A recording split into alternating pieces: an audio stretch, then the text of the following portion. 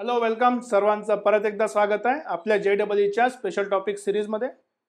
Last लेक्चरमध्ये आपण transformation बघितलं होतं, एक कन्सेप्ट बघितला आणि त्या टाईपला कसा क्वेश्चन विचारू शकतो हा आपण बघितला। आज आपण तो एक कन्सेप्ट वेगवेगळ्या केसेससाठी अप्लाय करूया आणि व्हेरियस ट्रान्सफॉर्मेशन्स काय होऊ शकतात क्वाड्रॅटिकचे ते बघूया। तर सगळ्यात पहिली केस तर आपण ऑलरेडी बघितली आहे की केस नंबर 1 आपण काय लिहून घेऊ की let's say if ax² plus bx plus c equal to 0 हे आपला क्वाड्रॅटिक आहे आणि याला रूट्स आहेत has roots let's say alpha and beta.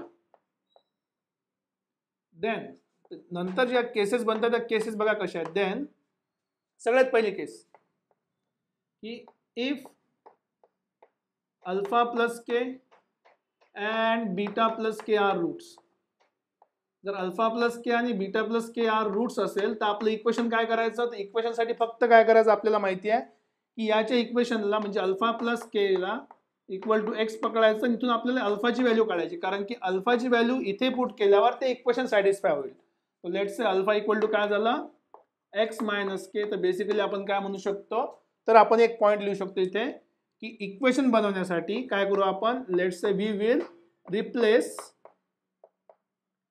X by, कारण की अल्फा पण काय व्हॅल्यू आहे एक्सचीच व्हॅल्यू आहे ना, अल्फा पण जे आहे ते एक्सचीच व्हॅल्यू आहे because we know that x equals to alpha and x equals to beta.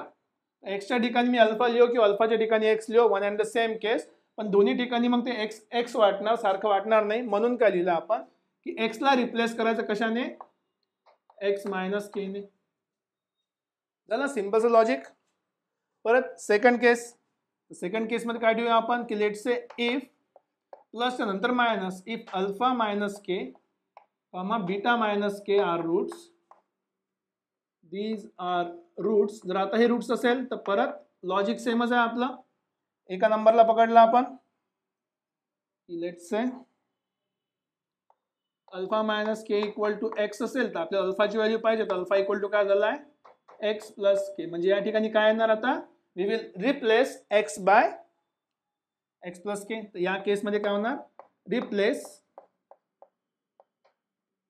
X by x minus x plus k, directly in short मध्ये डायरेक्ट आन्सर आलं, काही करायची गरज नाहीये।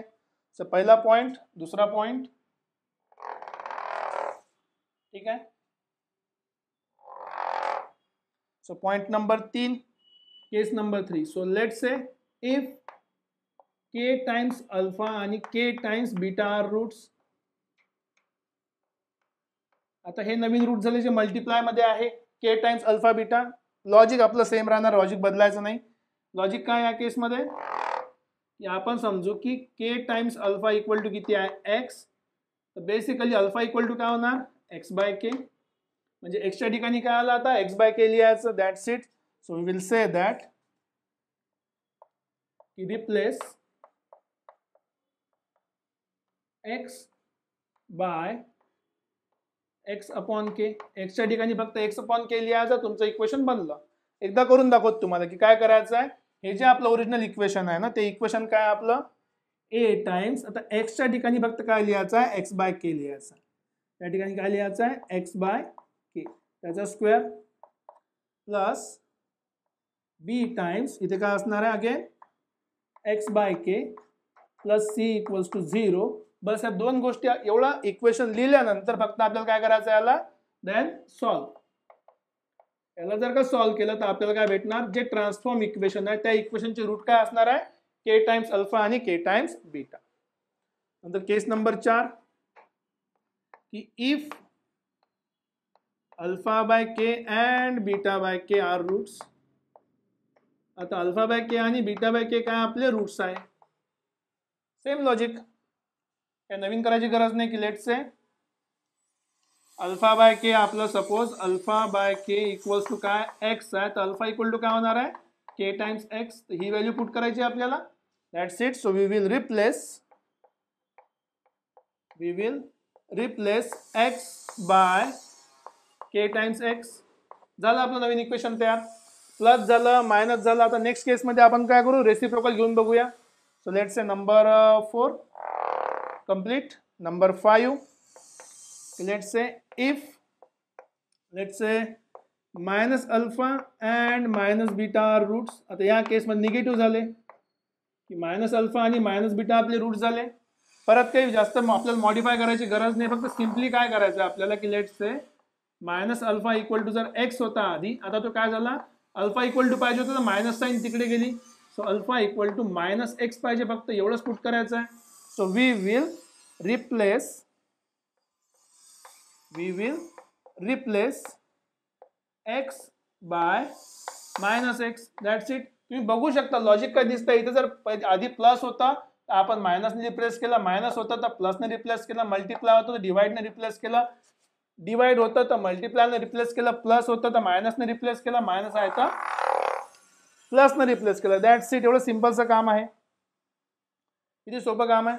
आणखी एक घेऊ आपण रेसिप्रोकलची केस की नंबर 6.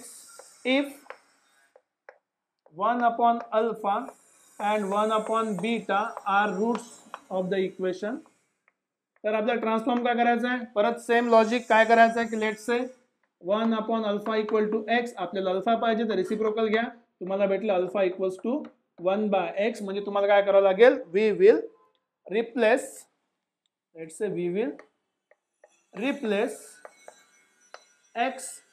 बाय 1 बाय एक्स ने रिप्लेस करायचं. आता या स्पेशल केसची एक खासियत बघा काय आहे.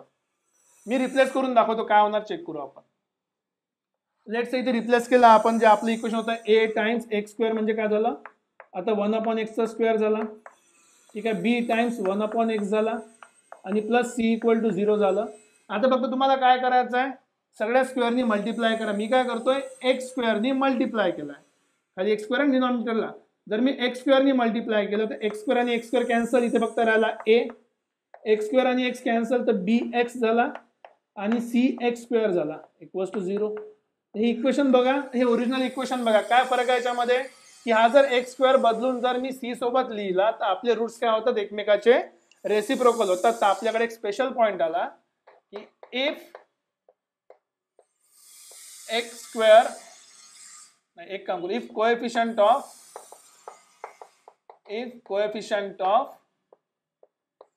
x square is interchanged with constant